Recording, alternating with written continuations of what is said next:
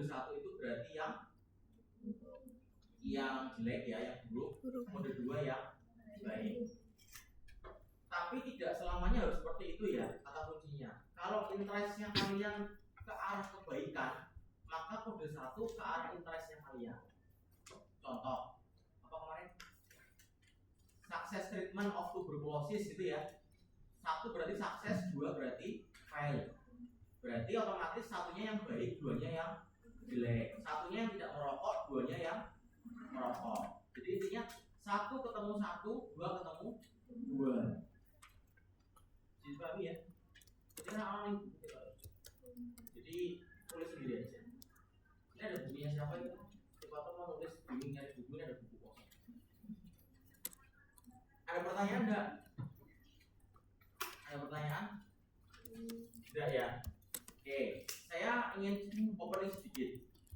Teman-teman senior kalian yang masih sedang magang, ternyata dalam tanda kutip sangat dibutuhkan oleh institusi. Institusi itu kan diisi oleh staf-staf senior, junior.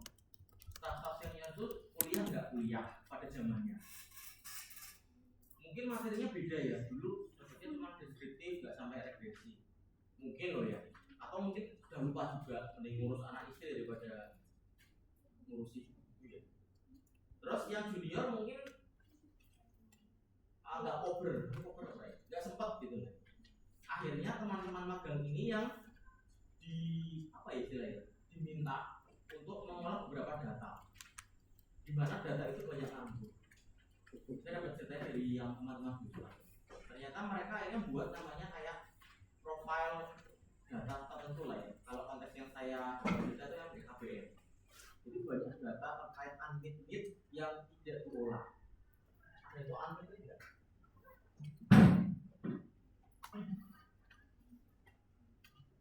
Unmet atau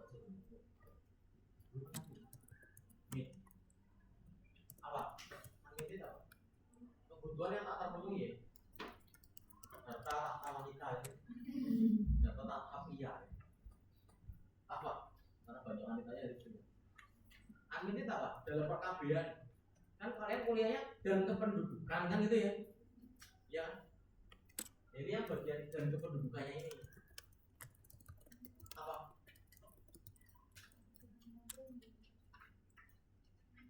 Kalau misalnya kalian buat apa sih jaket, apa sih kostum, jersey atau apa lah ya, kelas gitu, biasanya kan punggungnya itu pakai bahasa Inggrisan gitu ya, ya nggak sih? Atau pakai bahasa Indonesia aja. Kalau bahasa Indonesia biostatistik dan kependudukan. Kalau ini Inggrisnya apa? Biostatistics pakai S ya. Kalau nggak pakai S itu bukan ini. S itu means ilmu ya, bukan means jamak. Mathematics itu ilmu matematika, physics ilmu fisika, biostatistics and pendudukan apa? People, population, demografi. Mata kuliah pendudukan dulu zaman kelas semester 1 apa? N apa? Bukan Minatus dimensus bahasa Inggris pintar semua ya. Kata-kata mutiara apa? Sampai nota hari ini Pak RT. Pak RT saya soal selalu buat kata-kata mutiara, jadi kalau di Pak Ibu ini ada kata-kata hari ini Pak RT. Apa? Pendudukan apa? Population. Enggak lengkap, kurang dikit. Population-nya. Jadi itu nama pakem dari pendudukan di dunia internasional. Kalau population talk ya aneh gitu. Jadi population talk. Jadi kalau ditanya suatu saat nanti kalian mau master atau mau S2 atau kerja itu, ya istilahnya itu, istilahnya populasi. Tapi ini misalnya pendudukan. Karena itu ada di undang-undang, tidak mungkin kita ubah peminatan jadi dan populasi itu agak susah. Makanya ada mata kuliah populasi dan keluarga 1, 2, 3 berseri-seri. Kembali ke sini apa? Unmet need. Ini perkabean ini. per family planningan. Apa?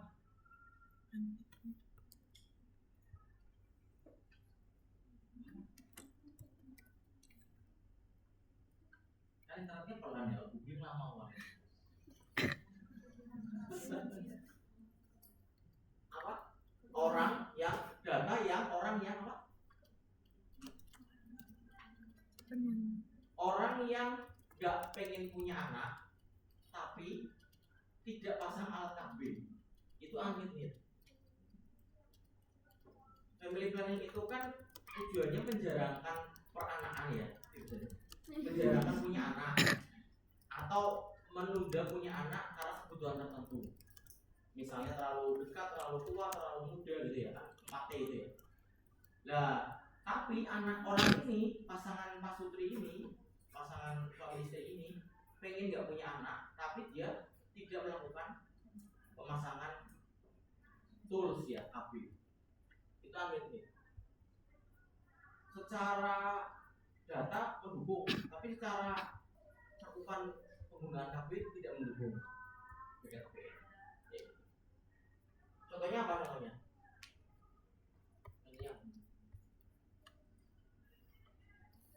Pasangan suami istri baru nikah, child free gitu ya. Itu masuk sini ya. Kalau sekarang, kalau dulu belum ada teori child free ya belum umum di sini. Pasangan suami istri sudah punya anak 1, 2, tapi apa? Kalau saya pasang KB nanti gemuk. Nanti kalau saya minum pil KB nanti apalah. Itu juga masuk ke kandung. Kalau dia tidak, nah KB itu ada 2 cara ya. Ada tools, ada ways.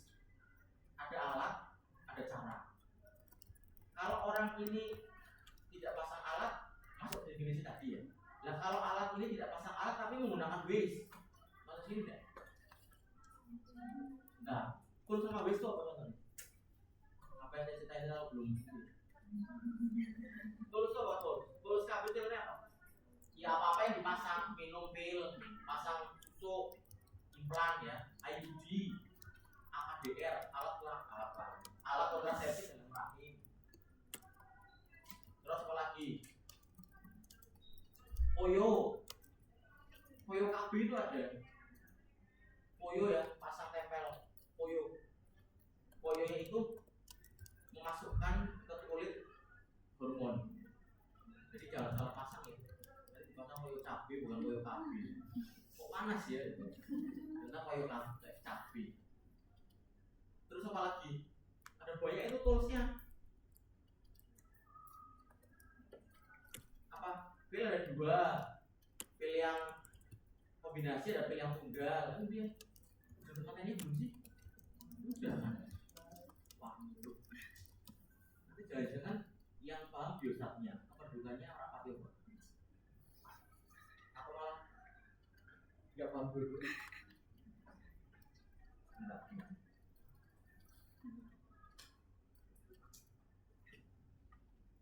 Terus kalau waste apa waste? Cara kalender itu kan, kalender itu gimana? Tempel kalender di batok itu bisa.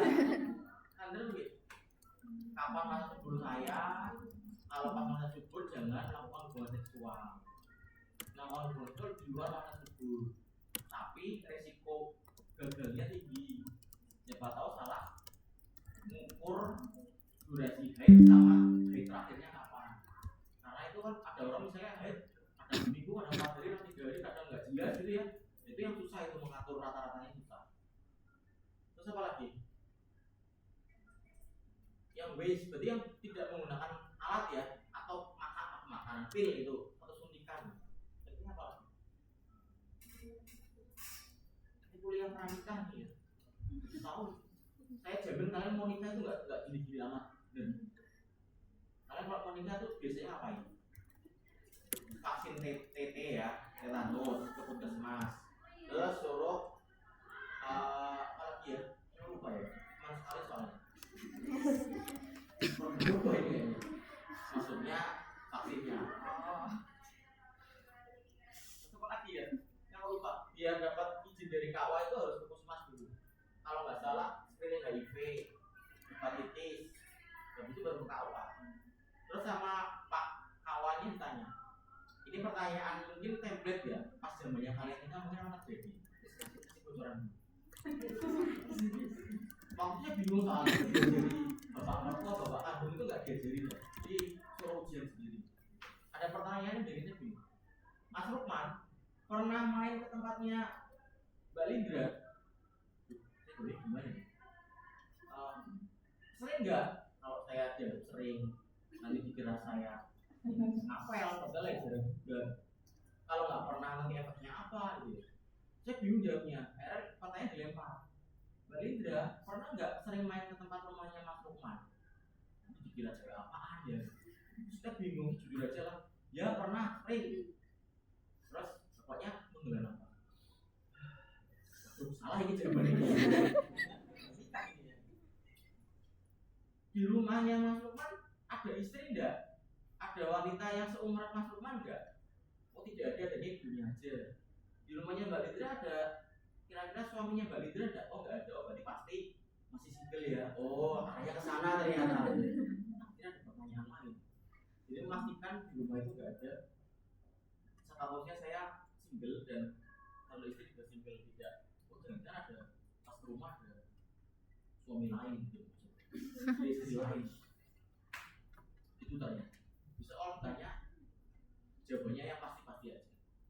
Oh iya sering memang gitu. Apalagi waste coitus interruptus itu apa bahasa Indonesia nih? Senggama terputus. Bahasa Arabnya di Quran ada soalnya Ain zalam ya, azl. Kan gini, kadang kita kalau ngasih edukasi perkabian ke warga itu, apalagi warga yang sangat apa ya, yang religius banget gitu, itu kadang ditolak. Lupa menjarangkan orang anak berarti haram, nggak boleh. Ternyata Rasulullah SAW itu membolehkan pakai azl di zaman sahabat. Jadi ada sahabat bertanya, Rasul boleh nggak saya melakukan coitus interruptus gitu ya, saran itu ya, melakukan azl. Azl itu berarti mencabut penis sebelum terjadi keluarnya sperma dalam vagina si istri. Jadi keluarnya sperma di luar vaginanya si istri. Boleh nggak? Dijawab Rasulullah boleh. Jadi itu dasar KB itu boleh dengan alasan ada alasan syar'inya ya. Misalnya takut kalau kebanyakan anak itu ibunya rentan malah risiko ya, risiko tinggi misalnya seperti itu. Ibunya sudah 40 tahun kan nggak boleh punya anak lagi, resiko tinggi. Itu yang waste, tapi resiko kegagalannya tinggi. Kata profesor saya yang kemarin cerita waktu itu ya, yang proses itu, beliau kan deputi KB waktu zaman dibikin KBS zamannya beliau cerita, saya punya istri satu, itu tidak pernah membiarkan istrinya menggunakan KB yang tools. Nggak pernah mengizinkan menggunakan pil, suntik, apalah pokoknya yang mengubah metabolisme hormon. Karena apa? Karena banyak penelitian mengatakan resikonya tinggi. Contoh, penggunaan pil kontrasepsi hormonal yang mengubah hormon itu resikonya ke breast cancer. Itu banyak penelitiannya. Walaupun dari sisi medis aman, tapi kan kita nggak tahu kan, kita mungkin nggak terima, jadi mengakibatkan munculnya sel-sel cancer ke payudara wanita. Jadi beliau tanya sama kami di kelas, karena beliau orangnya sudah buka masalah persaruan kan, jadi kita terpancing kan ini.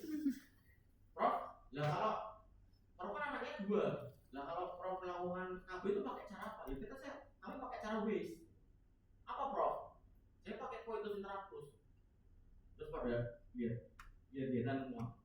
Kan Prof sudah sepuh ya. Oh, kalian mesti mikir ya, saya nggak ahli ya. Saya ahli. Karena coitus interruptus itu harus dikomunikasikan di depan. Jangan sampai lagi melakukan hubungan seksual, tiba-tiba yang istri nggak mau, yang suami mau bertengkar gitu ya. Kan nggak asik gitu ya. Jadi di depan, nanti coitus interruptus ya, nanti pakai kondom ya, nanti apa. Sampai di depan. Makanya suami istri seringlah ngobrol sama itu penting. Beneran.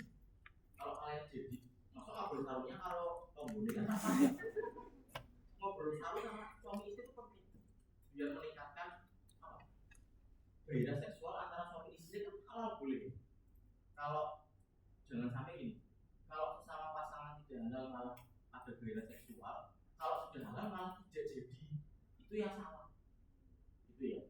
Jadi nikah itu mau selamanya atau mau sebentar sih? Selamanya kan, bayangin nikah 40 tahun, ketemu tiap hari, bosannya kayak apa kan? Kalau suami istri nggak punya cara lain untuk mengobrol dengan cara supaya tambah cinta, itu berat. Ini kan berapa ya? 12 tahun. Kalau pakai lagunya Pamungkas yang judulnya monolog itu sama itu. Rasa pertama kali bertemu dengan sekarang masih sama. Jadi karena diobrolin gitu. Jadi apa yang nggak penting diobrolin, jangan bikin sama istrinya, jangan bikin sama suami. Kadang itu masalah anak muda sekarang ya, sudah ada yang ngobrol sama saya. Jujur atau ngobrol soalnya di rumah ngobrol.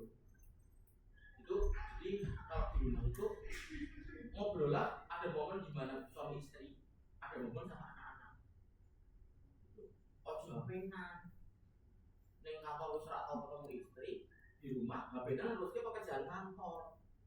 Ngabenan partnernya kantor perempuan, itu beda cerita. Sama suami istrinya pulang, partnernya suami di kantor diterusin di HP. Padahal suamimu nongkrong di depan. Itulah mengapa saya memilih istri saya supaya di kantor, biar di kantor ketemu. Kalau ada yang bilang, Pak aku rak bosan, itu istri saya kok, ngapain bosan? Itu ya. Jadi suamimu tuh jangan ngobrol. Jadi kamu kan diem-dieman, turunkanlah gengsi. Kalau misalnya pagi bertengkar masalah anak yang mandiin siapa misalnya, siang ya udah clear lah, jangan diterusin apa gitu Pak lagi. Itu loh. Apalagi kalau masalah hubungan seksual. Kata seorang ahli seksolog ya, kalau usia 20-30 tahun itu seminggu harus minimal 4 kali minimal. Entah itu sehari 4 kali ya gitu ya, atau seminggu 4 hari ya kan? Itu 20-30. Semakin naik usia mungkin kemampuan berkurang, nggak seintens itu. Kalau ngobrol normal aja susah, berat, apalagi mau meranjang, gimana yang kamu mulai kan gitu ya. Saya punya teman suami istri dosen bahasa Indonesia UNES. Saya tanya, namanya Bina ya, Mbak, nek arep bojomu ngono nganggo bahasa apa metafora, bahasa alias itu ora. Wah istriku itu, lo kapan dah gitu ya? Maukah engkau berkenan untuk apa lagi atau bahasanya pada saya itu? Sesekali yo Pak. Jadi memang setiap rumah tangga itu punya ciri khas masing-masing gitu. Atau mungkin sama-sama orang biasa ya. Misalnya, apa salah dalam melakukan hubungan seksual? Dia dan tidak. Oh itu nominal. Misalnya, ya apalah gitu ya. Biar hidup tuh nggak kencang gitu. Di kantor udah stres, di rumah stres. Itulah mengapa sekarang tren perceraian itu di usia muda dan nggak lama itu banyak data temenak kayak gitu perceraian. Jadi siapa sih yang mau cerai setelah nikah? Nggak ada. Iya nggak sih? Iya kan? Dia nikah langgeng dapat suami yang terbaik, istri yang terbaik, nikah punya anak bagus soleh-solehan gitu ya tujuannya. Jadi ini kuliah kebutuhannya ya, ini baru kebiasaan. Itu ya pesan saya kuliah pranikah hari ini ya. Karena jaminan nanti kalian mau nikah tuh gak pernah sempat kayak gini. Mesti langsung gak nikah, yuk kapan gede dihitung ketone ya. Malah belum nikah ya, suwen. Ada yang mau ditanyakan terkait kependudukannya? Ada. Kalian mau remisi atau keringanan nikah usia di bawah normal? Jadi kalau nikah saat lulus SMP SMA itu kan belum saatnya usia. Itu harus namanya, kalau kuliah itu matrikulasi gitu, apa penyesuaian. Jadi harus juga kepala daerah zaman dulu.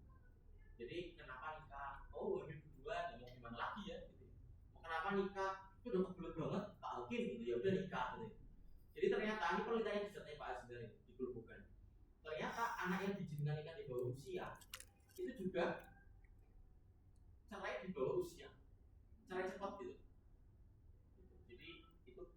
beliau itu mungkin jadi jurnalisnya ke Jawa Tengah. Jadi di bawah SMP mungkin udah paling mengenal ini ya, mengenal pasangan lawan jenis, nikah, belum punya kerjaan, yang mengasuh anaknya baik, anaknya anak orang lain ini perempuan dikasih makan cinta mungkin dia nggak tahu belum punya kerjaannya gitu. Terus bertengkar cerai. Itu banyak yang kayak gitu sekarang. Jadi sebaiknya nikahnya di usia mature, pasangannya juga mature. Kalian mau nikah dengan laki-laki di atas umur dong? Apa seusia? Di atas berapa dulu nih? Di atas 10 tahun. Kita nggak tahu loh ya. Jodohnya sopo kan? Saya sama istri saya tua istri saya 8 bulan, 7 bulan. Sekelas tapi beda bulan Maret November. Jadi ya udah, karena yang sering belum ketemu di kelas itu ya nyarinya itu. Udah, ini nikahin, ayo. Jadi nggak ada bapak kriterianya apa? Nggak ada di situ ya udah nikah. Mungkin karena saya nggak ada apa jadi ya udah nikah aja. Mungkin kalau neko harus jalurnya keraton Jogja, jalurnya ini kan larang nikah. Yang mahal nikah itu bukan akad nikahnya ya, tapi gengsinya. Akad nikah tuh murah. Apalagi undangnya kalian nikahnya di KUA tuh gratis. Kalau Pak itunya datang ke rumah baru ada biaya kan suruh ke rumah. Sisanya yang mahal gengsinya. Gimana mau nikah kapan? Nikah kapan? Setelah ini saya sebagai saksi nih. Saya pernah ya ikut rombongan keluarga besar nikah saudara di Sukabumi, naik bus keluarga besar Semarang, asal 3 Amber kesana. Tiba-tiba om tokohnya ada mesti ada yang pemimpinnya ya pemimpin rombongan. Saya kan kalau di keluarga panggilnya bukan Lukman ya, panggilnya Uzi. Ya tahu Uzi kan gitu. Kalau kalian ke rumah kampung saya nggak ada yang tahu Lukman. Terus jadi saksi ya, kasih ngopo ya? Tugasnya apa om? Ya pokoknya duduk aja gitu. Tapi kan nanti sahnya ngerti nih, syarat-syarat saya paham. Ada jam pukul, ada saksi, ada mahar, saya paham. Ya. Terus gue peci orang itu. Aduh, ngomongnya kan di dari kan apa syarat saksi harus pakai peci kan nggak juga kan.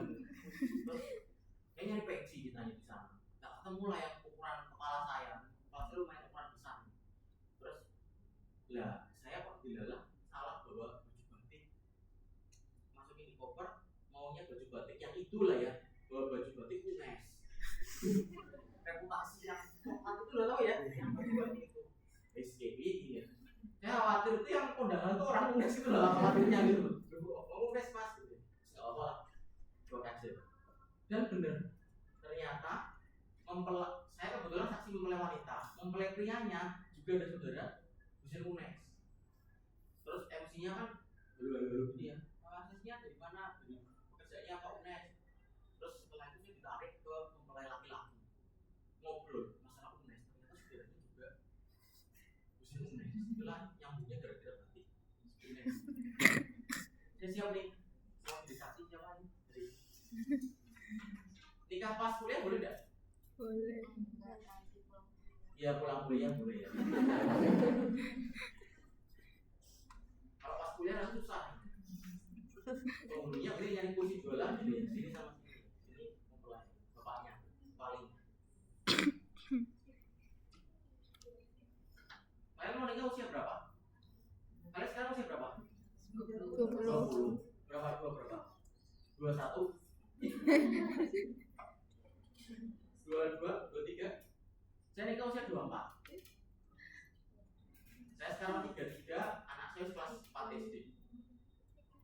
Ada tetangga saya yang nikahnya agak senior, plus belum dikasih rezeki anak, dia belum punya anak. Ya memang rezekinya beda-beda ya. Jadi the younger kalian nikah, the younger kalian masih punya anak, gede-gede masih muda. Pas jadi wali itu nanti nikahin anaknya itu nanti masih muda. Ini kalau mempelainya apa? Bukan saya bapaknya. Kalau mempelai juga boleh.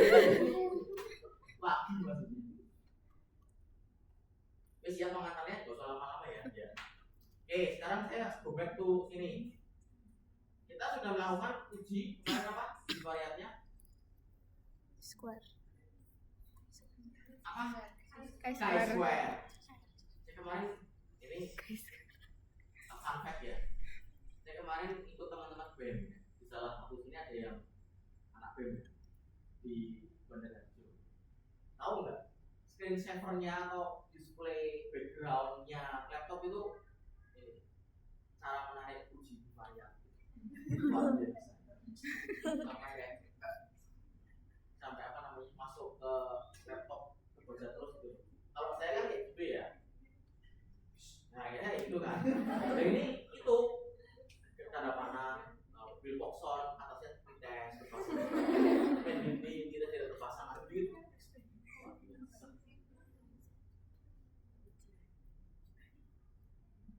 Nih saya sih enggak.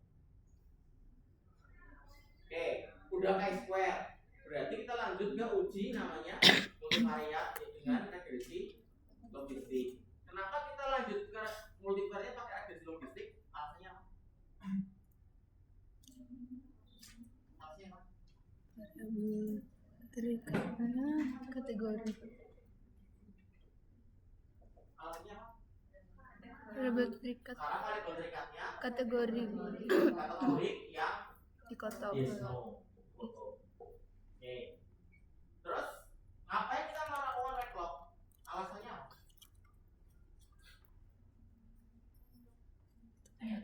Pertama kali kapan tuh Pak? Mencari apa? Mencari faktor yang paling berpengaruh. Yang paling. Terus yang kedua, identifikasi variabel peracu. Terus yang ketiga,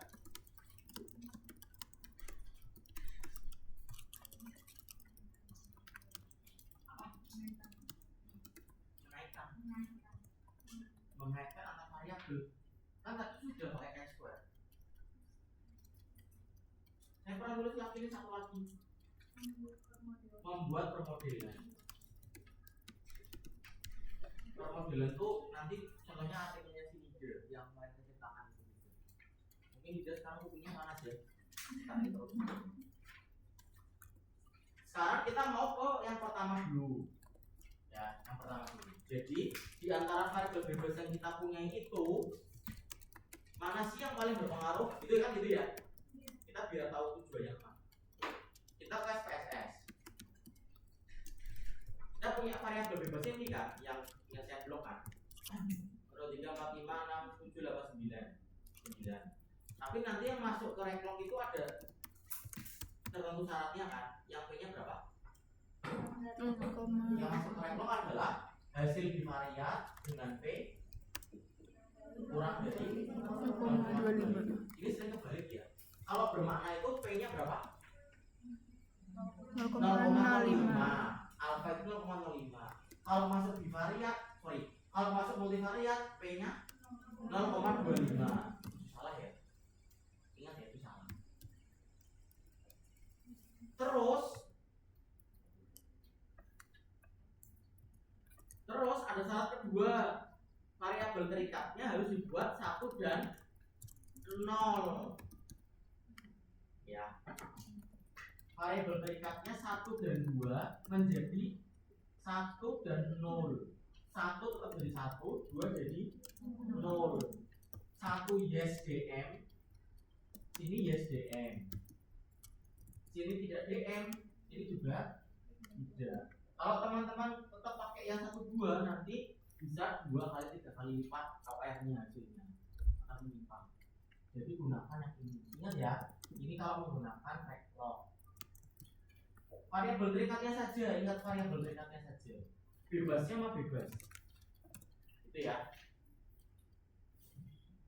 Kita di sini sudah punya DM yang untuk backlog belum? Belum kan? Ya sini kan kodenya 1 nih.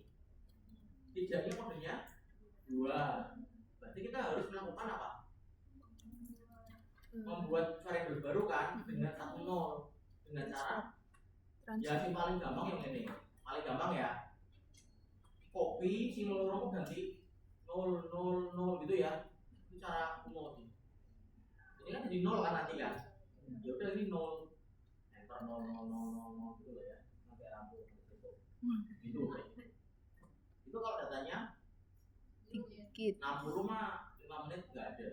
Kalau 60.000 kan ya bongko ya. Oke, sekarang kita harus buat namanya transform. Transform itu dua. Nih, ada dua ini. Record into same sama record into different. Record artinya apa? Kode Mengubah ulang. kode kan. Kalau record into same artinya 1 2 akan diubah di 1 0 di variabel itu. Jadi nanti di sini akan berubah jadi 1 0. Nah kan eman-eman ya sayang ya. Kalau kita masih pakai ini untuk divariat suatu saat nanti kan. Jadi harusnya kita melakukan record itu different. Kita membuat rumah baru. Nanti rumah baru isinya 1 jadi 1, 2 jadi 0. Gitu ya. Paham ya? Sekarang kita klik dipraktekin aja. Ini akan dulu. Record itu different. Ini pakai logika ya. Sekarang kita pakai logika. Ya pelan-pelan pakainya. Ada udah bisa belum? Belum, udah. Oke, ada lagi jatuh cinta? Kan katanya jatuh cinta itu ada logika ya. Oke, di kotak yang besar ada input, ada output. Karena kita mau buat variabel baru, otomatis inputnya variabel yang lama. DM geser. Di situ ada kata logika ya. DM tanda panah, tanda tanya. Berarti tanda tanya itu berarti rumah yang Baru. Caranya di sebelah kanan kiri itu dibuat nama variabel yang baru. Jangan di spasi. Misalnya DM untuk rek kasih underscore boleh lah. DM rek. Rek itu maksudnya tuh regresi. Atau DM dummy ya boleh disebut terserah. Labelnya nggak usah. Klik change. Jadi nanti DM akan record ke namanya DM rank. Itu dulu ya. Kita buat rumahnya dulu. Sekarang kita buat aturannya. Aturannya klik di sini. Ada old and new values. Mungkin tampilannya kalian beda ya karena SQL-nya lebih baru. Saya kan SQL swap. Klik ini. Tapi kan intinya sama kan ya? Bentuknya sama ya? Sama. Di sebelah kanan ada old, di sebelah kiri ada new. Old itu berarti punyanya si Lama. Iya lah ya. DM lama ya. New berarti punyanya DM Baru. rek. Kalau saya masukkan, jadi lihat nih, 1 akan jadi 1, 2 akan jadi 0. Kita buat 1 di sini akan jadi 1. Value 1 di old akan jadi value 1 di new. Kalau sudah di add. Udah ya. 1 tanda panah 1. Sekarang di old itu ada udah 2 kan? 2 jadi apa? 0. Di add. 2 tanda panah 0.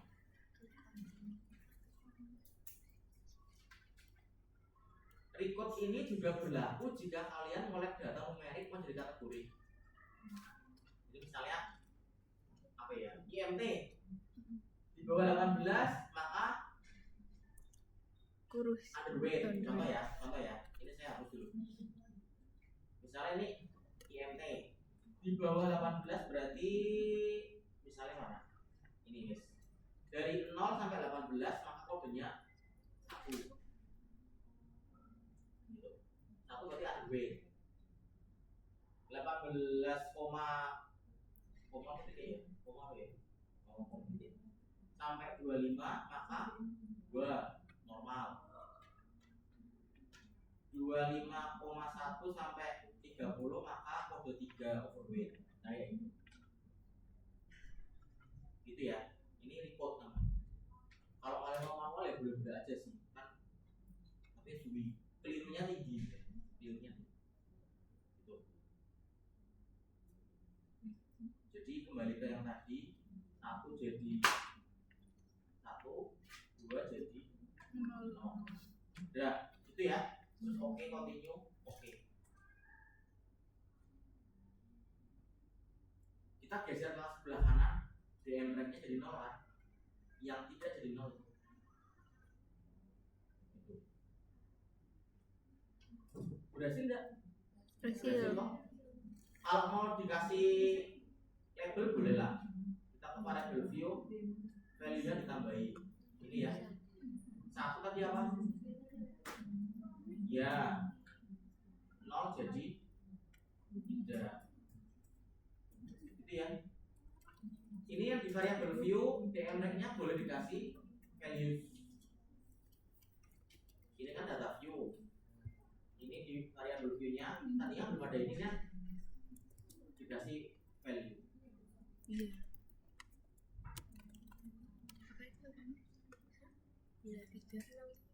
Jadi saya mau cerita sebentar ya terkait pentingnya values. Saya kan lagi melakukan penelitian sama mahasiswa seniorku. Saya nggak sebut peminatan. Ngolek datanya pendidikan. Sama mahasiswa ditulisnya gini: SD, SMP, SMA, terus ini jadi string intinya.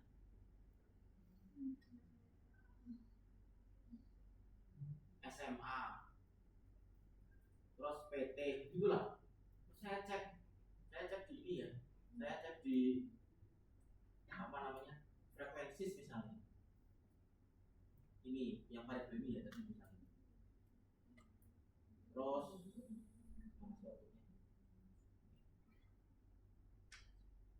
dia nggak bisa, oh ini, dia kan membaca sebagai string tahu ya string ya, string itu teks. Jadi kalau teman-teman mau menganalisis ini jangan sampai itu string ya, betul nggak ya? Masuknya jangan SD, SMP, SMA, harusnya coding, harusnya ya SD 1, SMA 3 ya, SMP 1, PT 4 gitu ya. Itu baru yang di sininya diganti. 1 itu SD, 2 itu SMP, 3 itu SMA, 4 itu PT. Ya oke. Lah baru kayak gitu. Maka kalau dibuat kayak yang string, itu teks berarti maka nggak bisa dianalisis. Ingat ya, kelas senior gue pilih ya. Kalau kalian berarti baru masih boleh lah. Sekarang, besok nggak boleh. Kalau string itu yang berlaku nama boleh string. Misalnya ini kan saya nggak ada namanya nih, di sini ada nama misalnya. Ini misalnya Bapak Anton, itu boleh string. Stringnya di sini loh nih string, type-nya string, boleh. Kan nama nggak mungkin dianalisis kan. Anton yang namanya depan A maka berisiko enggak juga ya gitu kan. Itu ya. Oke, sekarang kita udah punya ini. Kalau mau rapi ya ini geser ke sana.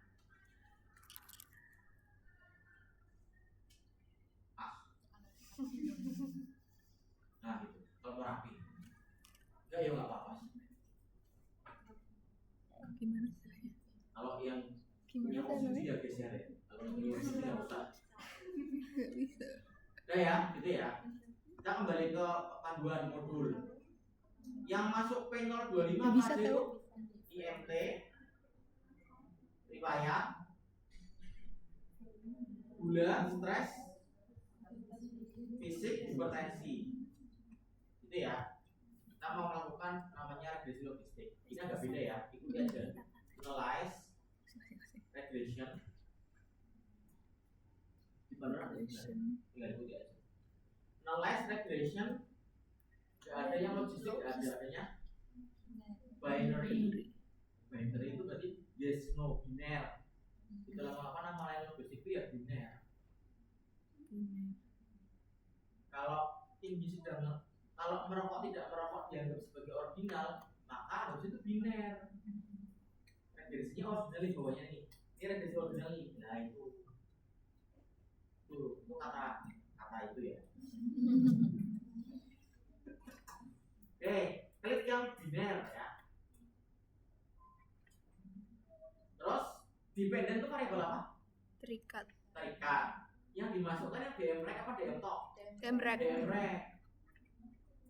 Dmrec geser ke Dependent.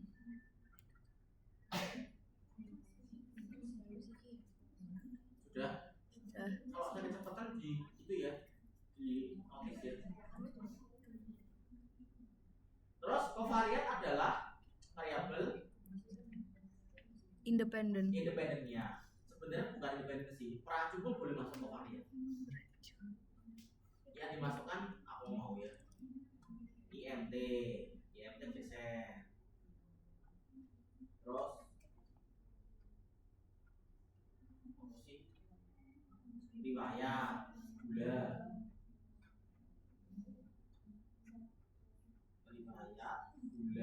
Terus Stres. sekarang kalian dulu ya. Stres, terus aktivitas sama hipertensi. Jadi berapa? 0, 4, 6 ya? 6. IMT riwayat, gula, stres, aktivitas, hipertensi. Nah, terus kita geser ke kategorikal. Kotak-kotak kategorikal ini kanan atas lah. Nggak tahu kalau kalian gimana. Yang ada di sebelah kanan adalah variabel bebasnya. Yang di sebelah kiri harus kita kategorikal dulu. Semua di blok. Kontrol A boleh. Geser semua.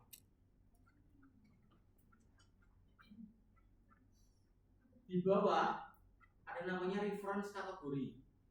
Reference itu pembanding. Kalau las berarti pembandingnya adalah nomor yang paling las besar.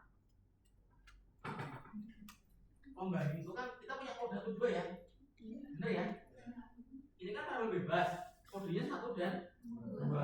Ini berarti las. Di situ ada yang nggak las soalnya. First, ini first. Kalau kita klik yang ini, centang yang ini, maka las akan jadi pembanding. Maksudnya ini, kalau ini gula itu apa sih kategori ini Bang? Gula rendah tinggi ya. Berarti 1 itu berarti yang apa? Tinggi. 2 yang rendah. Pembandingnya berarti yang apa? Rendah. Berarti kalau ketemu OR 5 misalnya, bacanya orang yang selain konsumsi gula tinggi berisiko kena DM dibandingkan yang rendah. Jadi las itu adalah kata yang digunakan pas ngomong dibandingkan. Udah nggak? Itu ya. Jadi sebaiknya yang dicetak atau dipencet itu yang las aja biar bayangannya enak. Karena kita men-setting yang satu yang jelek, pembandingnya otomatis yang bagus. Jadi paham? Kalau nggak paham ya udah template aja, kelas gitu aja. Nanti kan besokan akan jadi semakin tidak paham. Paham. Ya, klik continue oke. Sekarang bedanya di dalam riwayat ada kurungan kucing ya, ada cat-nya. Cat itu maksudnya kucing ya, kategori. Jadi jangan sampai cat-nya nggak ke bawah. Cat-nya. Terus klik save. Menu save sebelah ini. Yang diklik adalah probabilities. Yang lain nggak usah. Nggak usah dijelasin juga ya. Itu karena udah nggak paham. Ya, probability saja. Terus option. Yang diklik yang mana? Yang Bosmer. Kenapa harus diklik goodness of it? Jadi dia akan mencari goodness yang paling terbaik dari formula nanti yang menentukan yang paling berpengaruh. Nah nanti dia bisa kerja sendiri. Kalau nggak diklik itu nanti nggak yang terbaik gitu. Terus klik CI. interval kepercayaan. IK bahasa Indonesia.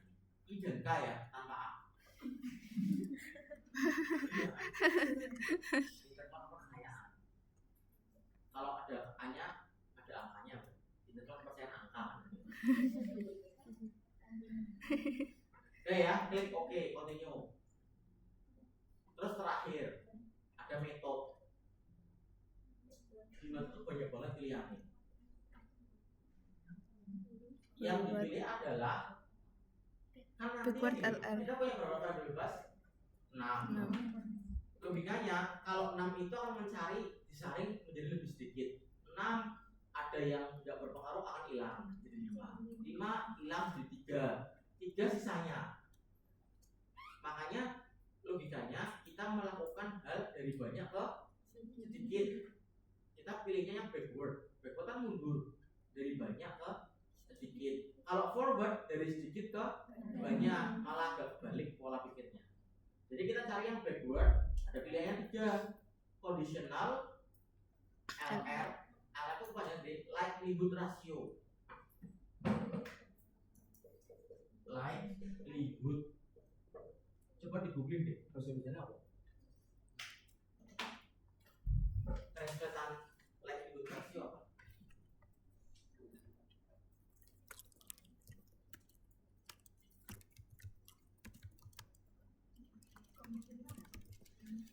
Rasio kemungkinan. Apa? Rasio Rasio kemungkinan. kemungkinan. Jadi dia akan mencari kemungkinan terbaik dari yang akan muncul nanti. Jadi pilihnya yang backward LR. Backward LR itu kalau mau mencari faktor resiko yang paling berpengaruh. Tolong dicamkan ya. Kalau mau mencari yang paling berpengaruh, carilah yang backward LR. Nanti kalau model nanti bukan backward LR, Pak. Itu nantilah, nanti aja. Gak usah bingung, gak usah bingung. Saya bingung. Ya, saya balik nih. Saya ulangi. Dependennya berarti pakai yang 1 0. Kovariatnya berarti pakai variabel bebas yang lolos bivariat 0,25. Terus di kategorikal geser ke kanan, pilih yang last. Ciri-cirinya sebelah sini sudah ada kategorikal. Terus di bagian save ada probabilities. Di bagian option ada Bosmer sama CI. Di bagian metode ada backward. Udah klik OK.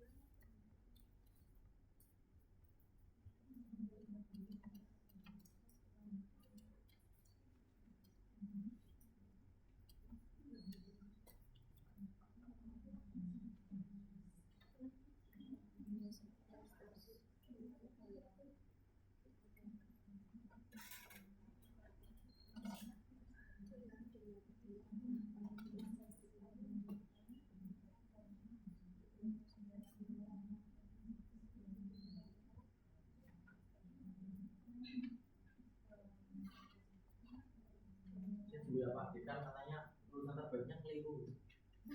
Yang itu saya maksudnya. Jadi yang terbaik kemarin, kan kemarin ada tasnya kurang kan? Kan sekarang hampir 1 wisuda di fakultas. Kalau dulu nggak plus 1. Baru hari ini sudah. Jadi intinya nggak boleh ada atas setelah wisuda.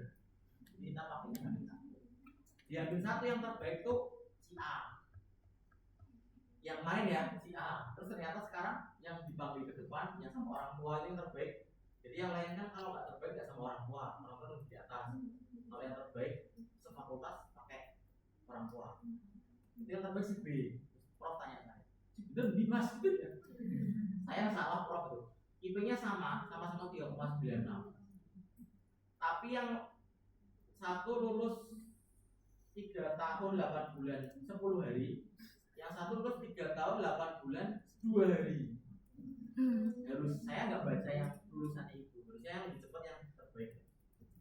Jadi kacek 8 hari. Ya itu 7 menit.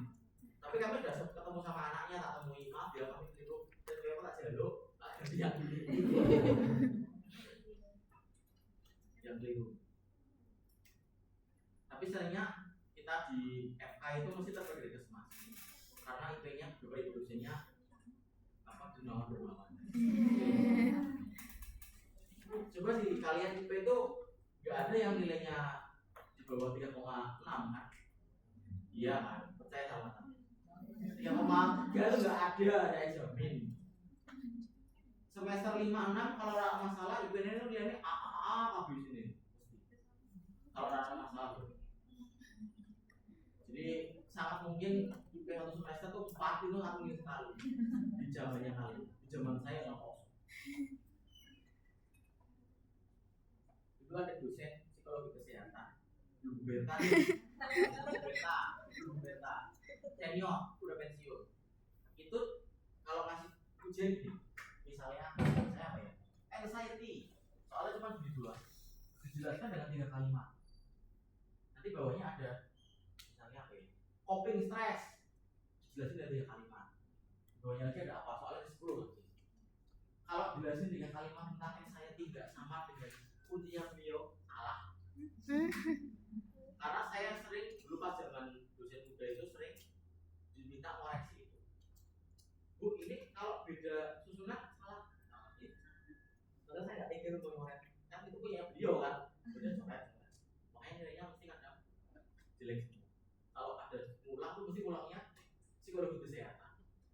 Udah diulang, ya nilainya segitu juga. Karena yang dosennya masih sama kan gitu ya. Itulah mengapa kita nggak bisa milih mata kuliah. Dosennya siapa? Kalau kalian milih kelas kan nggak bisa milih dosennya kan? Ya takdir itu kan. Ya udah. Kalau dulu bisa. Ini epic penular. Nomor 1 Bu Ija, nomor 2 Bu Ika, nomor 3 Pak Lukman, nomor 4 Bu Siang. Bisa milih nomor mana yang harus saya hindari. Bisa milih dulu zaman saya. Jadi mesti robot itu akhirnya sisa cepet-cepetan ngisi kan, karena dicetak cuma 40-50 orang kan. Ya udah, akhirnya pindah geser ke robot yang jadi sekali. Kalau sekarang kan wis given takdir gitu. Ini output sebanyak ini ya. Saya nggak akan bukan ngajari, saya nggak akan ngasih harus baca satu-satu. Gini aja langsung to the point. Kita ke variables in the equation. Ya ini, cari aja yang itu ya.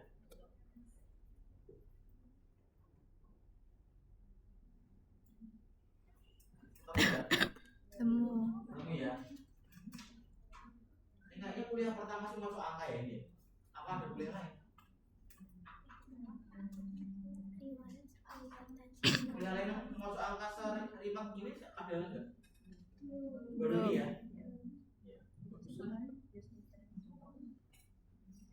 Dibacain aja. Saya tadi cerita, step 1 itu berarti yang full. Step 2 akan menyedikit, step 3 menyedikit, hingga step yang dianggap paling likelihood ratio, yang paling bagus kemungkinannya. Tadi ada goodness of fit gitu ya. Jadi kita langsung baca aja step berapa? Step 4. Cara terbaik baca step 4 ini boleh ditulis apa tidak di hasil kita dari p-value dulu. Siapa tahu step 4-nya nggak sah secara p-value. Jadi kita cek dulu. P-value itu berarti yang sig ya. Itu ada IMT. Berapa signya? 0,42. Bermakna nggak? Bermakna. Di bawah berapa? 0,05. Oke, sah. Sah nih. Gula 0,0 97. sah nggak? Enggak. Ya, gula berarti harus sudah hapus. Aktivitas 0,017. sah nggak? Sah. Sah. SPS aja yang sudah diklik goodness of fit dan LR itu masih menyisakan yang tidak bermakna satu. Tetap harus kita cek masing-masing. Jadi setelah ini kita masukkan hanya IMT sama aktivitas. Gula kenapa dihapus? Karena Karena tidak bermakna. Kalau di panduan saya tulisnya gimana ya? Nah, terdapat 4 proses. Masih terdapat variabel yang tidak bermakna, yaitu variabel gula. Oleh karena itu perlu dilakukan uji regresi kembali dengan menghilangkan gula, sehingga pada selanjutnya regresi logistik yang dilakukan pada variabel IMT dan aktivitas fisik. Bisa jadi SPSS nggak sampai menyisakan satu, bisa jadi step terakhir sudah bagus semua yang mungkin. Ini tergantung cek lagi pokoknya. Signya yang step terakhir cek lagi sudah bermakna di bawah 0,05. Iya. Ya udah, lagi analyze, regression, terus generation. Tadi tinggal apa? IMT sama aktivitas. Berarti buang sisanya.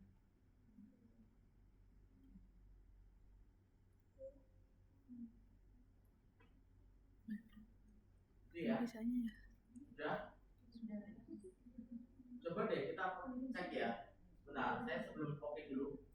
Di bivariat awalnya itu ada yang bermakna nggak? IMT nggak bermakna. Aktivitas tidak bermakna. Tapi setelah mereka bertemu ternyata Bermakna. bermakna.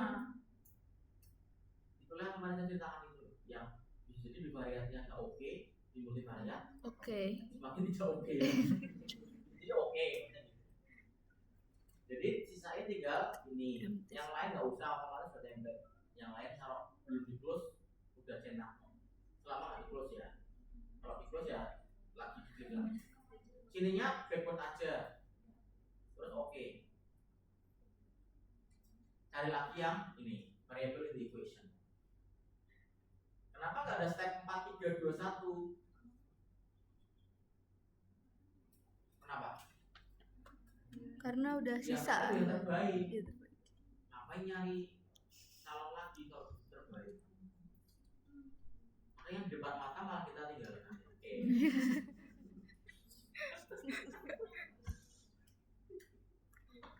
Berapa signya? IMT 0,01. aktivitas 0,13. bermakna semua? Iya. Bermakna. Ya udah selesai. Jadi step ini yang akan kita tulis di hasil. Habis itu kita kata-katain. Iya bener kan? Ngapain cuma tabel doang nggak dikata-katain? Nah ini kata-katanya ini. Yang perlu dibaca pertama sig ya, jelas sig. Terus eksponensial beta, exp itu eksponensial. Eksponensial tahu ya? Matematika lah ya.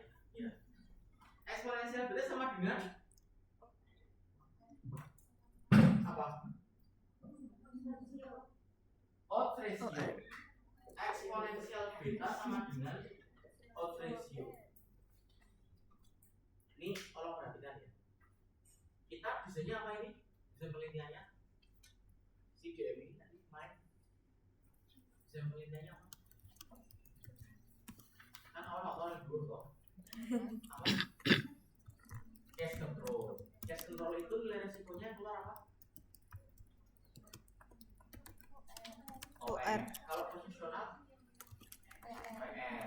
Kalau cohort RR. RR. Kita pakai cash control ya? Iya. Di bivariat keluar OR enggak? Di multivariat keluar OR enggak? Keluar. Kalau kita pakai cross sectional, di variat kan ada nilai power kan? Tahu nggak? Bentar, saya menyimpang sedikit ya. Misal saya pakai cross sectional nih.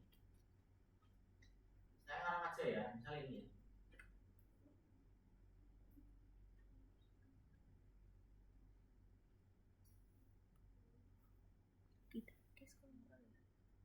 Karena saya prosesional berarti kan row ya yang dicetak ya, yang row. Nah, ini saya pakai prosesional nih. Berarti saya bacakan ini ya 0,119 p value. Taruhlah misalnya bermakna ya, misalnya ya saya ubah ini misalnya bermakna 0,01 misalnya bermakna. Berarti kan boleh baca nilai risikonya.